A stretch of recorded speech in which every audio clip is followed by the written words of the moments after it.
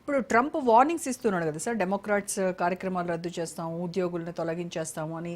ఈ వార్నింగ్స్ అంతా ఒక రాజకీయ వ్యూహాలుగా ఏమైనా పనిచేస్తాయంటారా? స్ట్రాటజీస్ అ- రిపబ్లికన్లకు నష్టమా లేకపోతే డెమోక్రాట్స్ కి లాభమా? ఏం ఏం అంటే జరుగుతుంది? మొన్న మంగళవారం మధ్యరాత్రి తర్వాత షట్ డౌన్ స్టార్ట్ అయిన తర్వాత ఇవాళ ఎక్స్పెక్టేషన్ ఏమిటంటే అమెరికాలో ఏ ప్రభుత్వం అపాయింట్ అయితే ఆ ప్రభుత్వం ఉద్యోగాలను అపాయింట్ చేసుకుంటుంది. మన లెక్క పర్మనెంట్ ఉద్యోగస్తులు కాదు, ఓ. పబ్లిక్ సెక్టార్లో.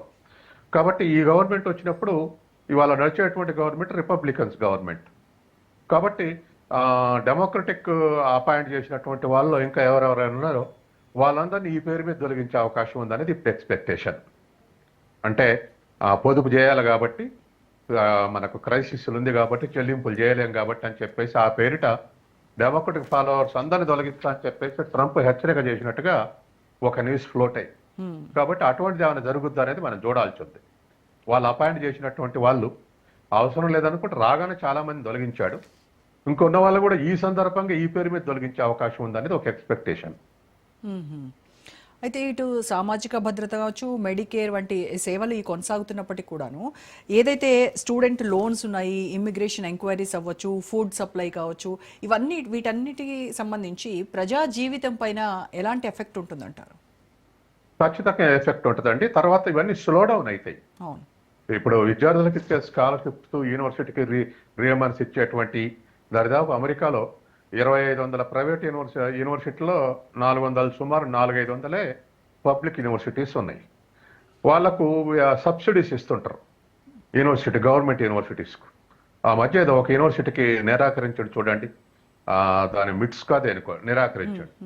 అట్లా ఈ సందర్భంగా స్కేర్షిటీ ఏర్పడితే ఖచ్చితంగా అది ఎఫెక్ట్ పడుతుంది స్టూడెంట్స్ మీద. అట్లాగే ఫుడ్ సబ్సిడీ కానీ, ముఖ్యంగా ఫుడ్ సబ్సిడీ కన్నా కూడా ఆ ఆహార సబ్సిడీ మరి ఇంకెక్కువ ఇంపాక్ట్ ఉండే అవకాశం ఉంది. ఎందుకంటే అమెరికాలో దరిదాపు పంట పండించడానికి కానీ, దాన్ని సేకరించి ప్రాసెస్ చేయడానికి కానీ అయ్యే ఖర్చులో 50% సబ్సిడీ ఇస్తారు. ఇప్పుడు ఆ సబ్సిడీ ఎఫెక్ట్ అయిందనుకోండి, ఖచ్చితంగా వాళ్ళ మీద ప్రభావం ఉంటుంది. కాబట్టి ఇట్లా రకరకాలైనటువంటి సర్వీసెస్ మీద ఈ ఇంపాక్ట్ పడేటువంటి అవకాశం ఉంది.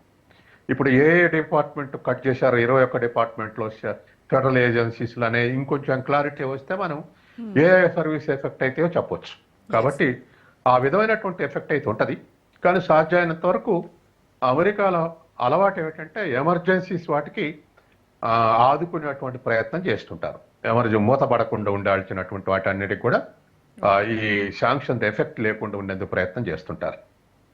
రైట్. అయితే గ్యాలప్ లాంటి సర్వేలు ఏం చెప్తున్నాయి, ఏదైతే అమెరికన్ మెజారిటీ పీపుల్ అంతా కూడా ట్రంప్ పాలనపై కొంత వ్యతిరేకత వ్యక్తం చేస్తున్నారు అనేటువంటిది వాళ్ళు ఇచ్చినటువంటి సర్వే. సో దీనికి రీజన్ ఏంటంటారు అసంతృప్తి పెరగడానికి? ఒకటి పర్టికులర్గా ఇవాళ పొలిటికల్ స్టెబిలిటీ, అంటే ప్రజలకు ఒక స్థిరత్వమైనటువంటి ఎకనామిక్ పాలసీలో స్థిరత్వం లేకపోతే ప్రజల ఫెయిత్, నమ్మకం కోల్పోతారు. ఒక డాలర్ స్టెబిలిటీ కానీ, ప్రపంచంలో ఇవాళ అన్ని ఏషియన్ కంట్రీస్కి వ్యతిరేకంగా దరిదాపు అన్ని కంట్రీస్కి వ్యతిరేకంగా ఏషియన్ కంట్రీస్ కరెన్సీకి వ్యతిరేకంగా డాలర్ డీవాల్యూ అవుతుంది. అంటే డాలర్ పడిపోతా ఉంది. కానీ ₹1 విషయంలో మాత్రం డాలర్ వాల్యూ పెరుగుతుంది. ₹1 తట్టుకోలేకపోతుంది. ఆ వాస్తవానికి అమెరికన్ కరెన్సీలో డాలర్ డీవాల్యూ రోజు రోజుకు డీవాల్యూ కావాలి. అది ట్రంప్ అందుకే అప్పుడప్పుడు భుజాలు జరుపుకుంటాడు, నా డాలర్ని డీవాల్యూడ్ చేస్తే మాత్రం ఊరుకోనని. అన్ని కరెన్సీస్కి వ్యతిరేకంగా అది డీవాల్యూ అవుతుంది, అంటే ధర పడిపోతుంది. కానీ ఇక్కడ భారత కరెన్సీ మాత్రం 2-3 రోజులకు ఒక 50 సార్లు డీవియేట్ అవుతుంది. ఇవాళ బహుశా రేపటికల్లా ₹89 మన రూపాయి దిగజార్చవచ్చు. $1కు ₹89 ఇవ్వాల్సి రావచ్చు, పడిపోవచ్చు రూపాయి విలువని ఎక్స్పెక్ట్ చేస్తున్నారు. ఇవాళ బంగారం రేటు కూడా ఈ నెలలోనే పెరగటానికి డాలర్ రేటు పడిపోవటం. అమెరికాలో డాలర్ రేటు పడిపోతే ఎక్కువ డాలర్లు పెట్టి ఔన్స్ బంగారం కొనాలి. అమెరికాలో బంగారం రేటు పెరిగినాక ప్రపంచవ్యాప్తంగా బంగారం రేటు పెరుగుద్ది. ఆ విధంగా ఒక్క సెప్టెంబర్లో ₹15,000 పెరిగింది. కాబట్టి దానికి ఇండికేషన్ డాలర్ రేటు పడిపోతుంది, ప్రైస్ డిక్రీజ్ అవుతుంది అనేది. తర్వాత రెండవది, అమెరికాలో క్రైసిస్ వస్తూ ఉంటే ఈ డాలరు ఇది ఇంటర్నేషనల్ కరెన్సీగా చాలా మని అవుతుంది. దీని స్థిరత్వం పడిపోతే అన్ని దేశాల యొక్క కరెన్సీలో ఒడుగుదొడుకులు ఉంటాయని చెప్పేసి ముందే అన్ని దేశాల సెంట్రల్ బ్యాంకులు బంగారం కొని దగ్గర నిల్వ చేసుకుంటున్నాయి. ఇప్పుడు మార్కెట్లో కస్టమర్స్ ఎట్లయితే ఎగబడి కొంటారో సెంట్రల్ బ్యాంకులు ఎగబడి కొంటున్నాయి. ఏది బంగారాన్ని కొని, అంటే వాళ్ళ దగ్గర ఉన్న కరెన్సీ డివాల్యూ కాకుండా బంగారం రూపంలో ఓవర్ వాల్యూ పెంచుకుంటున్నాయి. ఇప్పుడు మన రిజర్వ్ బ్యాంక్ దగ్గర ఉన్న బంగారం వల్ల మనకట గత 3 నెలలుగా దరిదాపు సుమారు ఒక $6 బిలియన్ లాభం అట మనం నిల్వ చేసుకోవటం వల్ల.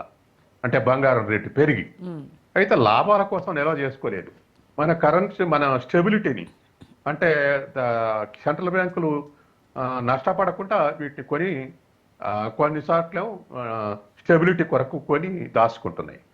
దరిదాపు ఇవాళ ప్రపంచం మన దగ్గరనే, మన సెంట్రల్ బ్యాంక్ దగ్గర ఒకప్పటి నుంచి ఇప్పటి వరకు 859 టన్నుల బంగారం ఉంది. తర్వాత ఈ ఫైనాన్స్లోనే ప్రపంచంలో అన్ని బ్యాంకులు కలిసి ఒక 1000 టన్నుల బంగారం కొని పెట్టుకున్నాయి. ఇప్పుడున్నటువంటి పరిస్థితుల్లో అమెరికాలో కూడా ఈ డాలరు అస్థిరతకు లోనైతే ఎప్పుడైనా ఆ ప్రజల యొక్క నమ్మకం తగ్గుద్ది. వీళ్ళకి శాత కావట్లేదు, అందుకే ఈ ఎత్తుగా కింద మీద అవుతుందని అనుకుంటారు. తర్వాత రెండోది ఏమిటంటే ఈ ఈ వీటి వల్ల ఇన్స్టెబిలిటీ వల్ల అమెరికా అంతా కార్పొరేట్ వ్యవస్థ కాబట్టి రోజు షేర్లలో పెట్టి రోజు ఉపసంహరించుకుంటారు, డైలీ కొని అమ్ముతుంటారు.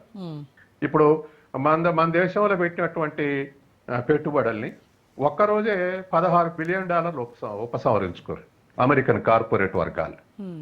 ఎందుకంటే పడిపోతుంది కాబట్టి, వాల్యూ పడిపోతుంది కాబట్టి, డాలర్ మించి రూపాయి వాల్యూ పడిపోతుంది కాబట్టి వాళ్ళ డాలర్లు వాళ్ళు ఉపసంహరించుకుంటే అప్పుడు డాలర్ డిమాండ్ దిగి మన రూపాయి వాల్యూ పడిపోతుంది.